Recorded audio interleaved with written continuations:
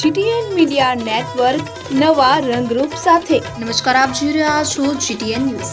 Halol Kanjari road પર આવેલા ઝવેરનગર સોસાયટીમાંથી જિલ્લા એલસીબી પોલીસે વિદેશી દારૂના જથ્થા સાથે એક ઈસમને ઝડપી પાડ્યો। ગોધરા એલસીબી પોલીસે હાલોલના કંજરી રોડ પર આવેલા ઝવેરનગર સોસાયટી ખાતેથી ભારતીય બનાવટના વિદેશી દારૂના જથ્થા સાથે એક ઈસમને ઝડપી પાડ્યો હતો।